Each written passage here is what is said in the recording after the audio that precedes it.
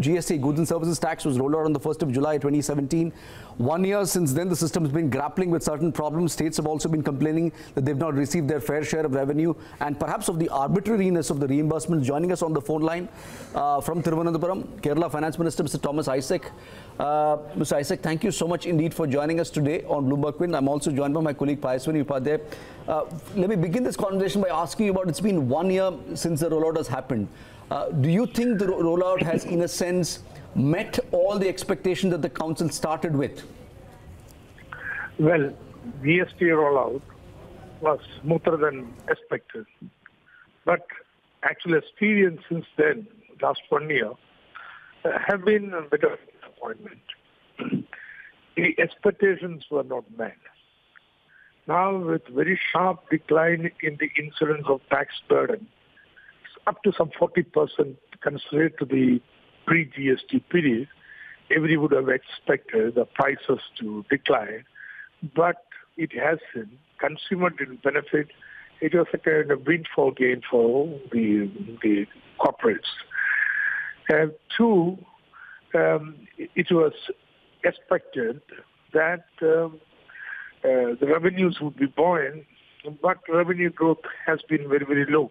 It's true there is compensation, so guaranteed 14% growth, but some states which would have pegged upon a much higher raise in the tax revenue, like Kerala, for example.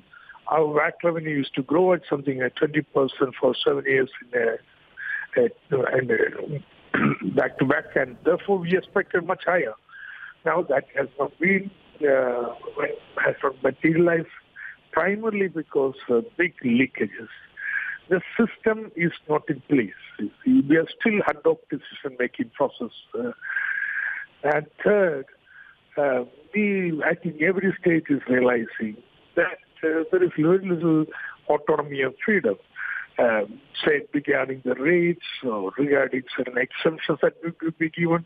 I do agree with you on an interstate trade, it had to be universally same norm. But within the state, if I want to tweak the rate for a higher revenue, why should I be prevented? Or for some peculiar situation, the state want to give exemption to somebody, why should be prevented? So the states have realized what the loss of fiscal autonomy is about. So I'm not very, very happy with what has happened. Mr. Isaac, I know you touched upon certain figures, but can you help us better understand what the figures for the state of Kerala were in terms of revenue collection pre and post GST, if you take or put aside the compensation part of it? Yeah. See, from 2006-07 to 2012-13, Kerala VAT revenue was growing something like 20% per annum. Since then, it sharply decelerated to 10%, and we all thought there was slackness that can be tapped to buy VAT has been exhausted, and therefore GST would provide move us to another higher level of rate in resources to some 20%. Now with the compensation component also, we are getting only 14%. So everybody has predicted that Kerala would benefit the most because it's an ultimate consumer destination state and also very high density of services. But for various reasons, which I think primarily one, we are not able to examine the legitimacy of the input credit claimed. Two, the e-waybill system has not stabilized. There is tremendous leakage. So I'm more hopeful about the future that revenues can turn buoyant. Sir, what I meant was to get a sense of the absolute number of revenue collection pre and post GST, not accounting for the part that the center is compensating you for. So in terms of the absolute number of revenue collection, what have been the figures like? For Kerala, without compensation, it's only 5% growth when compared to the previous year. That's in March.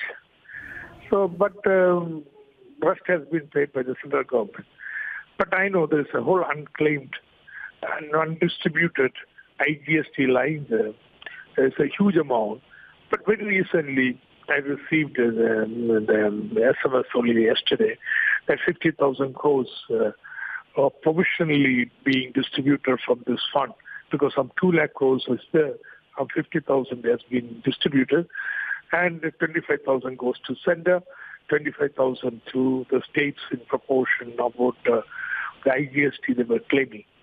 But there is a huge accumulation of IGST, which is in fact a signal that that things are not all that right. Let me put it this way. The total liabilities, the tax liabilities, and then country would come to something like 5 lakh crores, while tax collection actually is less than 1 lakh crores, which would mean that there is input credit claim as refund claim to the tune of 4 lakh crores. So you see, that's the level of refund and input credit claimed. And if you don't have a mechanism to closely check these claims, there can be tremendous leakages. I think that is the case. Sir, is this allocation, or rather the settlement of IGST account, happening currently on a very ad hoc basis, or is there a methodology using which the account is being or the amount is being distributed between center and the state? IGST is collected when the goods are sold. But then the claim to the state will come only when the buyer here makes a claim for it, okay, when he sells the commodities. So there is a gap, okay, there is a gap. So that's how IGST comes to accumulate. So in a sense, there will always be some accumulation of IGST taking place. There will be a time lag before it can be distributed. That is understandable. But this accumulation of IGST to scale is something, I mean, I'm not able to understand that. So what has been happening is that IGST has been distributed so far on the basis of actual claim made by the traders of the destination states. Now that, as I told you, is low. Therefore, IGST tends to get accumulated. And the GST Council, we had made some noise about that. So then they gave some advance, which was to be recovered from the next month onwards. It was fairly ridiculous. I think now better sense has come to prevail. For our remaining IGST, there is, they have made 25,000 crores provisionally distributed. So there is actual IGST payment on the basis of claims. That is the hard fact. Then there has also been, just now, the provisional payment of IGST to the states. Okay. Sir, I just have one question about, there's been considerable amount of debate about the rates. Is there any proposal, or is there a case you would think for rationalizing the rates from a 4-tier slab to a 2-tier system?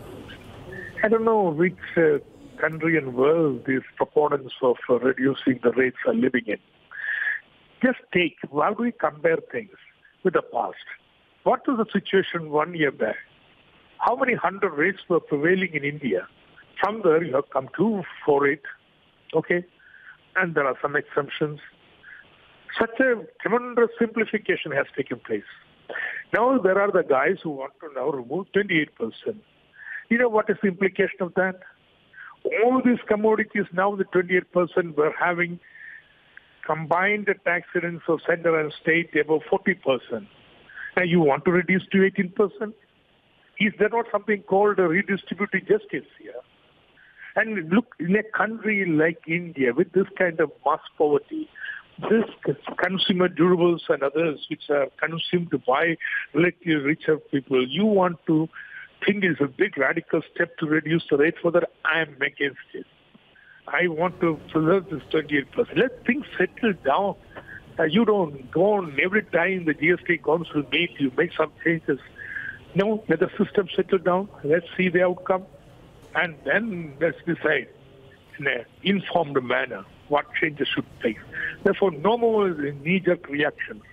Sure. 28% should stay. Sure. Sir, you earlier touched upon the, the issue of leakages. There were two methodologies or rather two approaches which were supposed to address the issue of revenue leakage. One was the matching concept in return filing process, and the second was e-way bills. How have we fared on both these fronts? E-way bills has been a recent phenomenon of the last 2.5 months, and the matching is still yet to come in. What is the thought process in the council on both these fronts?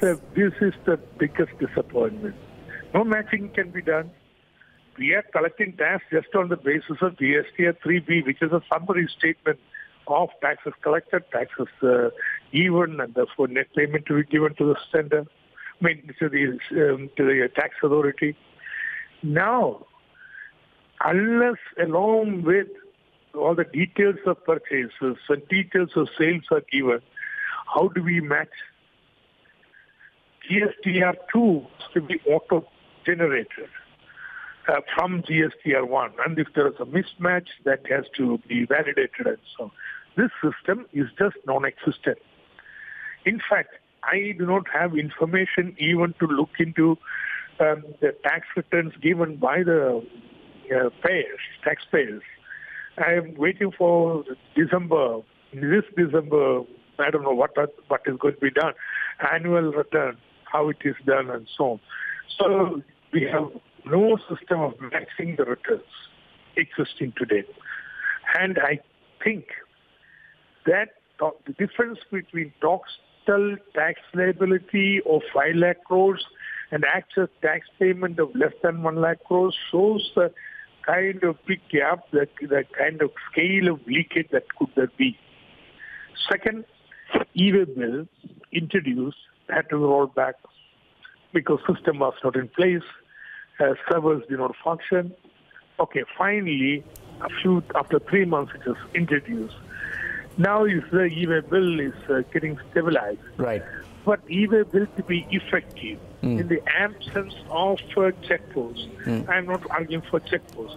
I must have a system by which at real-time basis, any vehicle number I know, immediately I can get what is the commodity that is being transferred, etc., on a kind of algorithm to have a systematic check into the vehicles. So that is not in place. So I think that's the beginning of a step forward has been made. That's the situation. Okay, sir. Mr. Isaac, we leave it there. Thank you so much indeed for joining us with your views. That's the Finance Minister of Kerala, part of the GST Council, explaining how the year gone by has been for GST and the challenges ahead.